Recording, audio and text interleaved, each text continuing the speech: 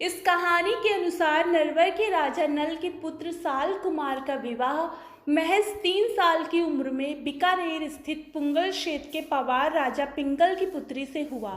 चूंकि यह बाल विवाह था, अतः गौना नहीं हुआ था। जब राजकुमार वयस्क हुआ तो उसकी दूसरी शादी करा दी गई, परंतु राजकुमारी को गौने का इंतजार था। बड़ी होकर यह राजकुमारी अत्यंत सुंदर और आकर्षक दिखाई देती थी। राजा पिंगल ने दुल्हन को लिवाने के लिए नरवर तक कई संदेश भेजे, लेकिन राजकुमार की दूसरी पत्नी हर एक संदेश वाहक की हत्या करवा देती थी। राजकुमार अपनी बचपन की शादी को भूल चुके थे, लेकिन दूसरी रानी इस बात को अच्छे से जानती थी। उसे डर था कि राजकुमार को सब कुछ याद आते ही वे दूसरी रानी को छोड़कर चले जाएंगे, क्योंकि पहली रानी बेहद खूबसूरत थी।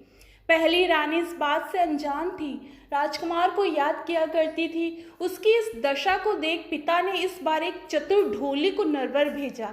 जब ढोली नरवर के लिए रवाना हो रहा था, तब राजकुमारी ने उसे अपने पास बुलाकर मारू राग में दोहे बनाकर दिए और समझाया कि कैसे प्रियतम के सम्मुख जाकर गाकर सुनाना है। चतुर ढोली एक याचक बनकर नरवर के महल पहुंचा। रात में रिमझिम बारिश के साथ ही उसने ऊंची आवाज में मल्हार राग में गाना शुरू किया। मल्हार राग का मधुर संगीत राजकुमार के कानों में गूंजने लगा। ढोली ने गाते हुए साफ शब्दों में राजकुमारी का संदेशा सुनाया। गीत में जैसे ही राजकुमार ने राजकुमारी का नाम सुना, उसे अपनी पहली शादी याद आ गई। ढोली ने बताया कि उसकी राजकुमारी कितनी खूबसूरत और वियोग में है। सुबह राजकुमार ने उसे बुलाकर पूछा तो उसने राजकुमारी का पूरा संदेशा सुनाया। आखिर साल कुमार ने अपनी पहली पत्नी को लाने का निश्चय किया, पर दूसरी पत्नी मालवड़ी ने उसे रोक दिया। आखिरकार एक दिन राजकुमार एक बहुत तेज चलने वाले ऊंट पर सवार होकर अपनी प्रियतमा को लेने पुंगल पहुंच गया। राजकुमारी अपने प्रियतम से मिलकर खुशी से झूम उठी। दोनों ने पुंगल में कई दिन बिताए।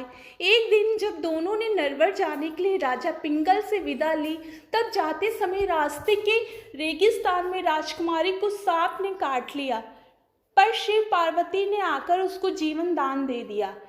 लेकिन इसके बाद उनका सामना उमरा सुमरा से हुआ, जो साल कुमार को मारकर राजकुमारी को हासिल करना चाहता था। वह उसके रास्ते में जाजम बिछाकर महफिल सजाकर बैठ गया। राजकुमार साल कुमार अपनी खूबसूरत पत्नी को लेकर जब उधर से गुजरा तो उमर ने उससे मनुहार की और उसे रोक लिया। राजकुमार ने राजकुमारी को ऊंट पर बैठे रहने दिया और खुद उमर के साथ अमल की मनुहार लेने बैठ गया। इधर ढोली गा रहा था और राजकुमार व उमर अफीम की मनुहार ले रहे थे।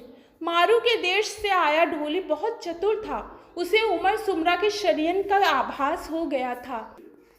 राजकुमारी भी रेगिस्तान की बेटी थी। उसने ऊंट को एड़ी मारी, जिससे ऊंट भागने लगा।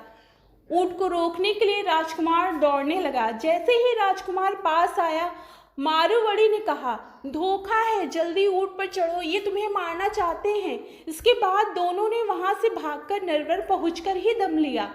यहाँ राजकुमारी का स्वागत सत्कार किया गया। इतिहास में इस प्रेमी जोड़े को ढोला मारू के नाम से जाना जाता है। तब से आज तक उनके नाम और प्रेम का गुणगान किया जाता है।